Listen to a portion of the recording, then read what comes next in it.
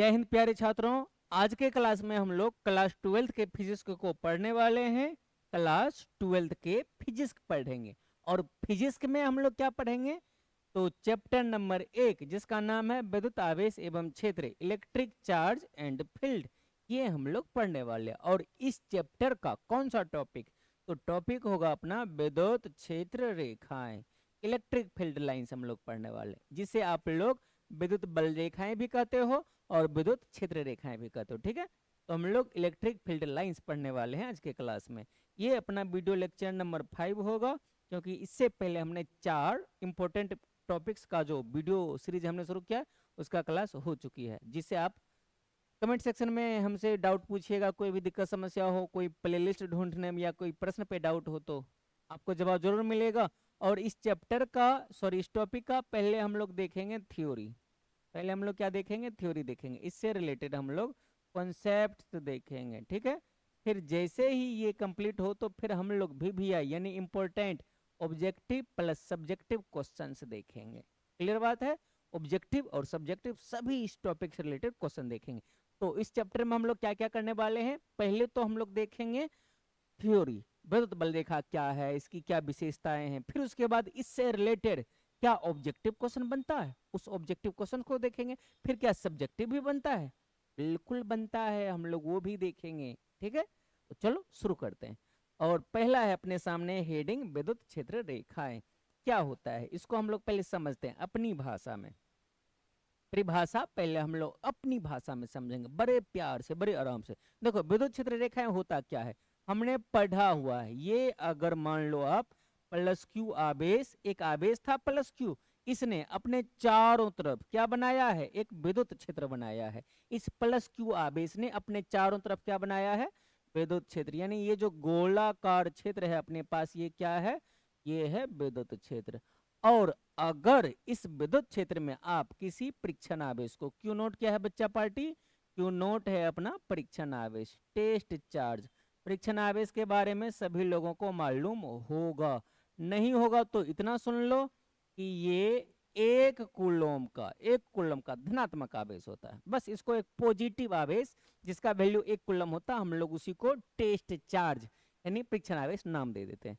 तो परीक्षण आवेश तो आपको मालूम ही होगा, परीक्षण आवेश क्लियर हो गया। परीक्षण आवेश प्लस 1 कूलम का एक आवेश है, जिसकी हमें अक्सर टेस्ट करने में, इलेक्ट्रिक फील्ड टेस्ट करने में जरूरत पड़ती है। तो इस विद्युत क्षेत्र में हमने इस परीक्षण आवेश को ले जाकर के स्वतंत्र रूप से छोड़ दिया है। अच्छा, अब आप लोग ये बताओ, आप लोग मन में ये सोचो कि ये प्लस क्यू आवेश इस क्यू नोट को क्या करेगा, चूंकि इसकी भी प्रकृति धनात्मक पॉजिटिव, ये भी धनात्मक, तो ये इसको भगाएगा, ये इसको क्या करेगा, दूर भगाएगा, प्रतिकर्षित करेगा। ठीक है, ये कुछ इस प्रकार से दूर भगाएगा। और दूर भागने के लिए ये जो रास्ता लेगा, दूर भागने के लिए जो रास्ता लेगा, इसी रास्ते को, इसी पथ को ही हम लोग कहते हैं विद्युत क्षेत्र रेखाएं, विद्युत क्षेत्र रेखा कहते हैं। कुछ कहानी समझ में आई क्या, नहीं आई, एक बार फिर से सुनते हैं। विद्युत क्षेत्र में, किसमें, विद्युत क्षेत्र में किसको, परीक्षण आवेश को अगर आप फ्री छोड़ दो, स्वतंत्र छोड़ दो, मूव करने के लिए, चलने के लिए अगर आप फ्री छोड़ दो तो फिर वो चलेगा। और जिस रास्ते से होकर के, जिस पथ से होकर के चलेगा, उसी पथ को कहेंगे हम लोग विद्युत क्षेत्र रेखा। क्लियर बात। चलो अब परिभाषा पढ़ते हैं, डेफिनेशन पढ़ते हैं, देखते हैं बात क्लियर होता है या नहीं।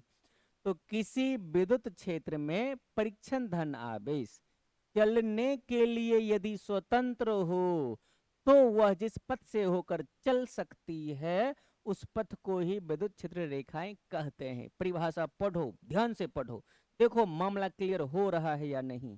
विद्युत क्षेत्र में किसको छोड़ देंगे हम लोग, परीक्षण आवेश को। किसी विद्युत क्षेत्र में परीक्षण धनावेश चलने के लिए स्वतंत्र हो, चलने के लिए अगर स्वतंत्र हो तब वह जिस पथ से होकर चल सकती है उसी रास्ते को, उसी पथ को, उसी पथ को कहते हैं विद्युत क्षेत्र रेखाएं।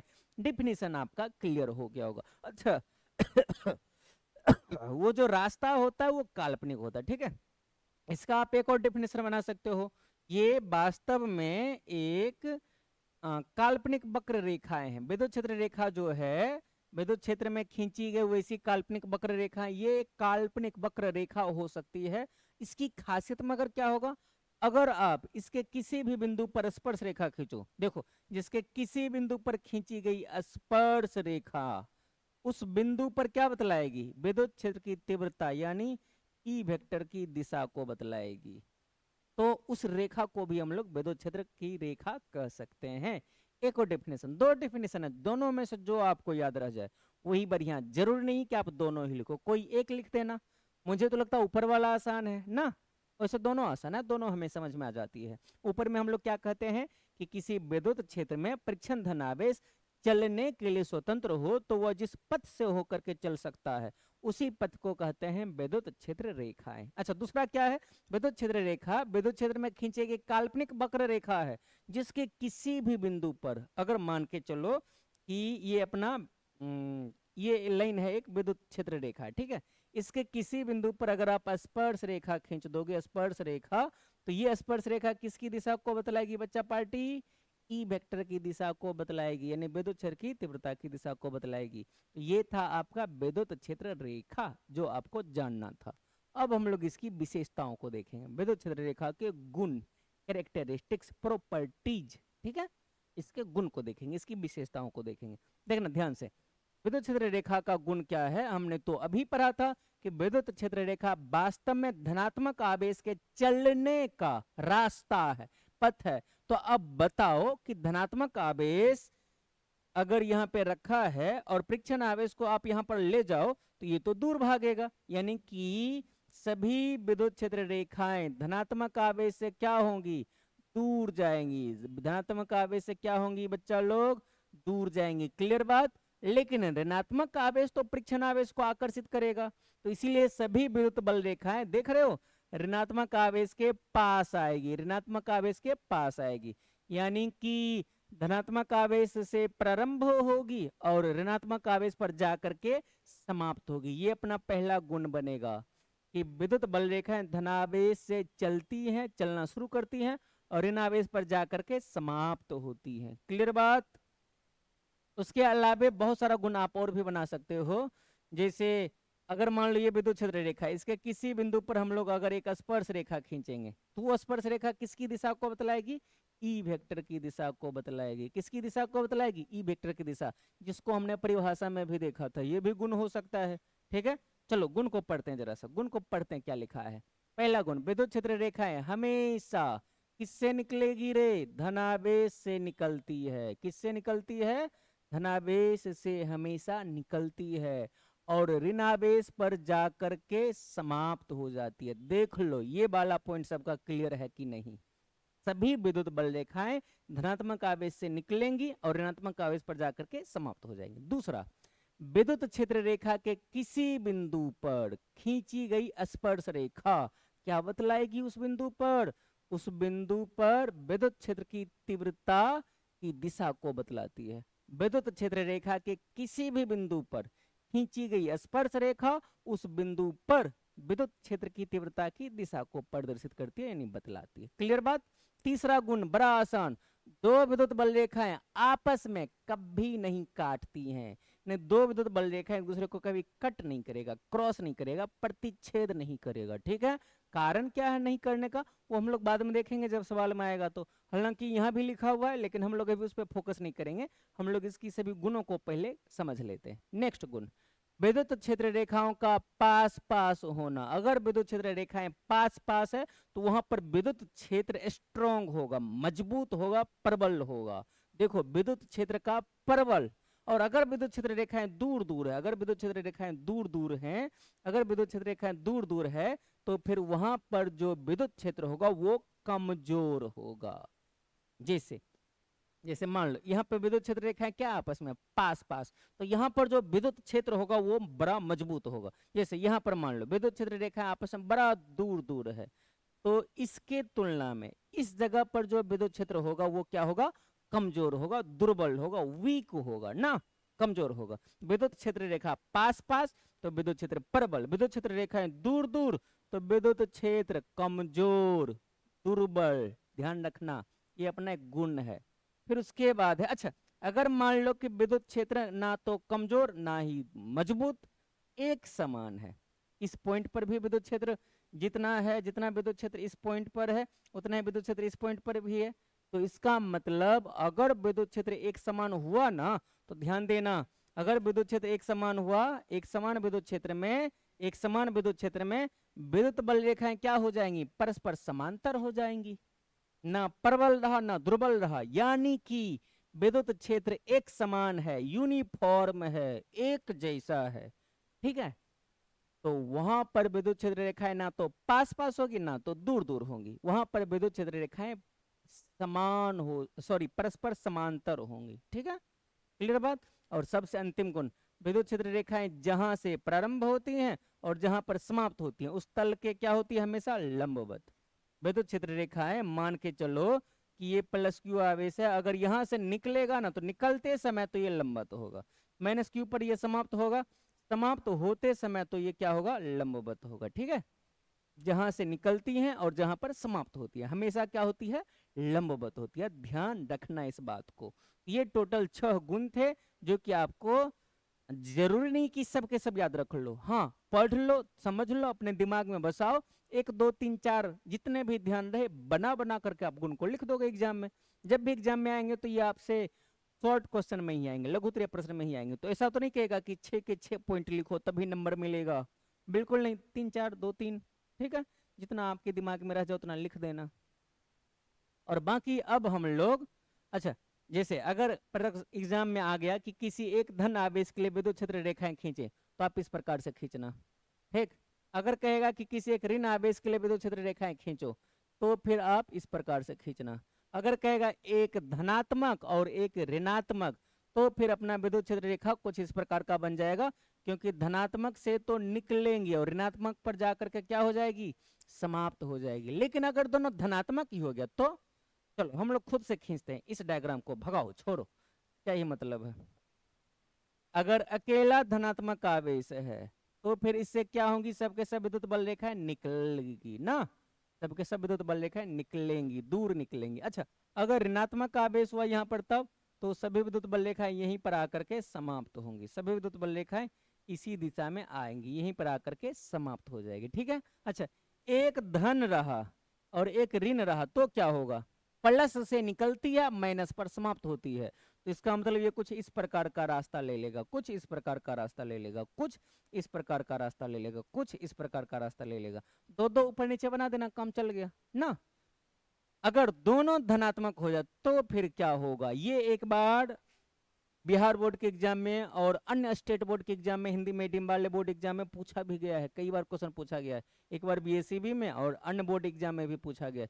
तो दो धनात्मक आवेश अगर एक साथ रह जाए तो विद्युत बल रेखा कैसा होगा, देखो इससे दूर भागेगा, इससे निकलेगा मगर इसके पास नहीं जाएगा, इससे भी निकलेगा मगर इसके पास नहीं आएगा, तो फिर जाएगा कहाँ, देखो इससे निकलेगी इधर भागेगी, इससे निकलेगी और इधर भागेगी, इससे निकलेगी और इधर भागेगी, इससे भी निकलेगी और इधर भागेगी, इससे निकाल लो इधर भगाओ, इससे निकाल लो इधर भगाओ, इससे निकाल लो इधर भगाओ, इससे निकाल लो इधर भगाओ, इस प्रकार का आपका चित्र बन जाएगा।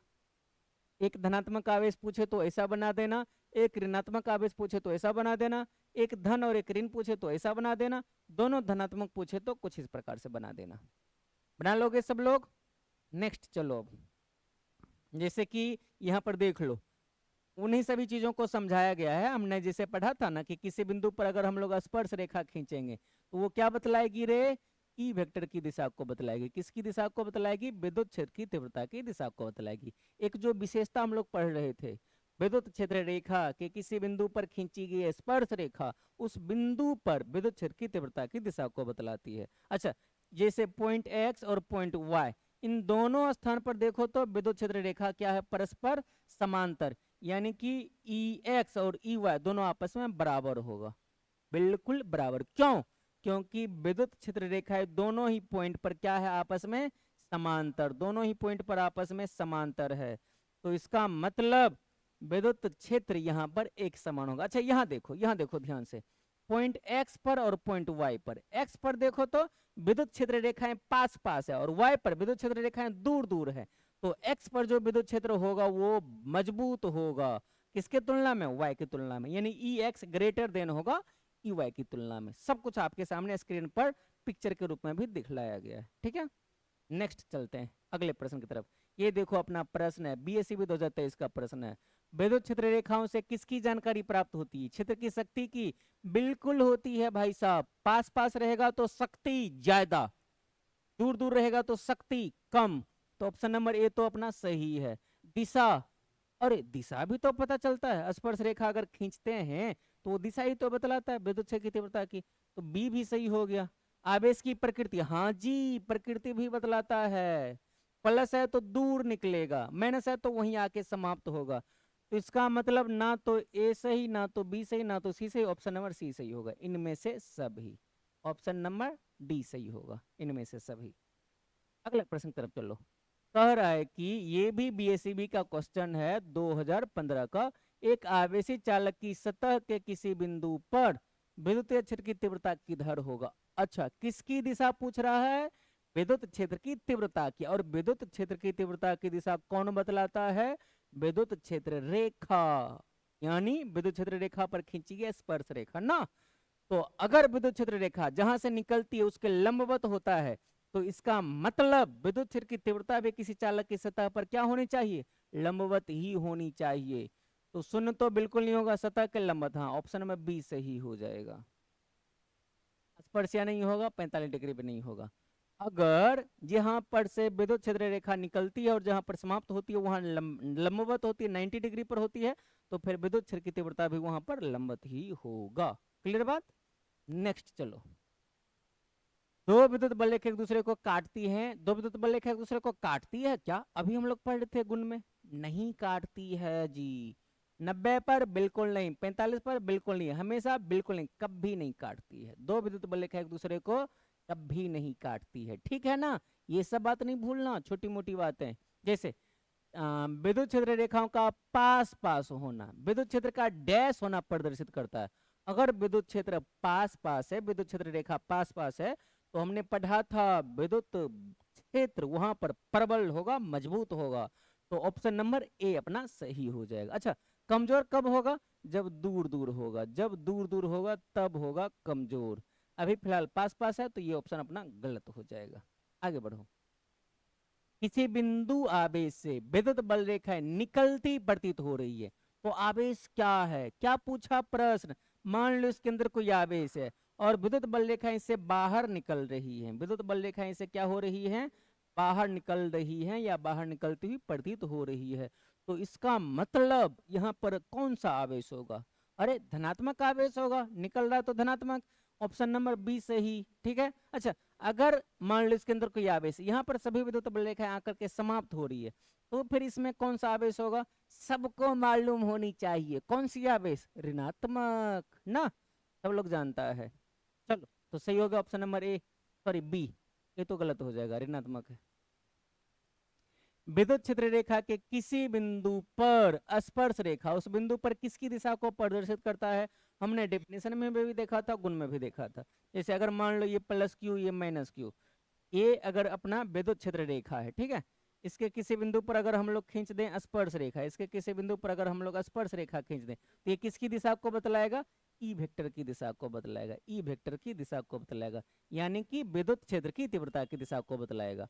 तो ऑप्शन नंबर बी यहाँ पर अपना बिल्कुल सही जवाब हो जाएगा, ठीक है। नेक्स्ट क्वेश्चन देखते हैं। एक समान विद्युत क्षेत्र में विद्युत क्षेत्र रेखाएं परस्पर क्या होती है? अगर विद्युत क्षेत्र एक समान हुआ, ना तो मजबूत ना कमजोर, तो वहां पर विद्युत क्षेत्र रेखाएं क्या होंगी? तो परस्पर आपस में समांतर होंगी। अगर विद्युत क्षेत्र एक समान है तो फिर वहां पर जो विद्युत क्षेत्र रेखाएं हैं परस्पर समांतर होंगी, ठीक है। नेक्स्ट क्वेश्चन चलते हैं। हाँ, ये देखो सब्जेक्टिव क्वेश्चन, लघु उत्तरीय है ये, और ये बीएसईबी 2017 का क्वेश्चन है, बीएसईबी 2017 का एनुअल एग्जाम का क्वेश्चन है। इसमें कहा गया कि दो समान धन विद्युत आवेश के बगल में विद्युत बल रेखाएं खींचिए। तो कोई बात नहीं, खींच देंगे। मान लो ये प्लस Q1, ये प्लस, अच्छा दोनों समान है तो ये भी प्लस Q, ये भी प्लस Q। अगर इसके बगल में विद्युत बल रेखाएं खींचना है तो हमने तो अभी पढ़ा था धनात्मक आवेश से विद्युत बल रेखाएं निकलती हैं ना।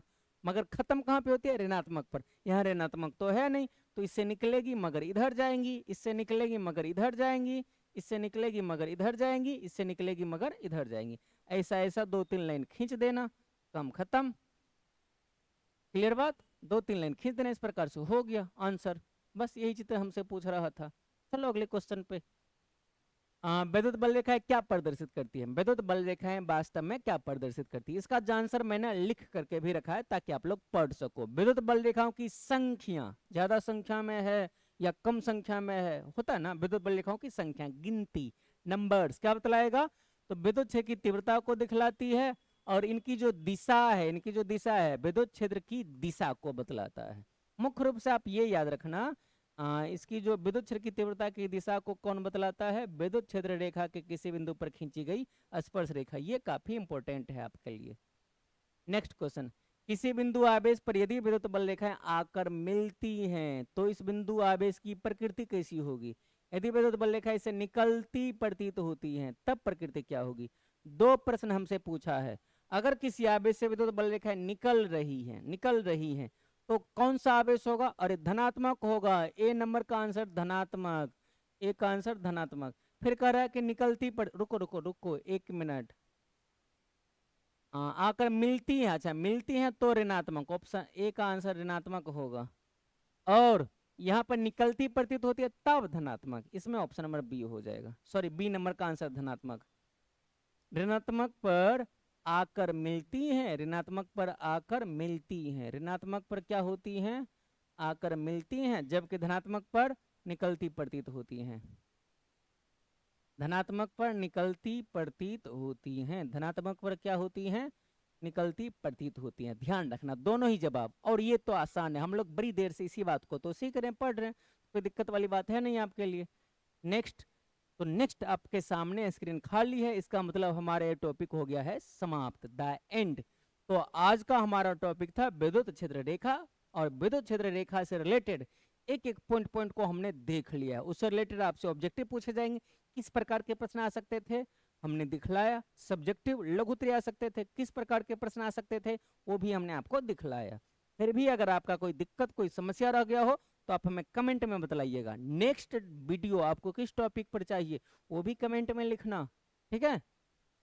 और हमें भी आप लोग सपोर्ट करते रहिए, हम आपकी पढ़ाई को सपोर्ट करते रहेंगे, और मन लगा के पढ़ते रहिए, क्योंकि इस बार का रिजल्ट हमें सबसे बेस्ट, सबसे बेहतरीन देना है। तो चलो मिलते हैं अगले क्लास में किसी और वीडियो लेक्चर के साथ, और तब तक के लिए मन लगा के पढ़ते रहो।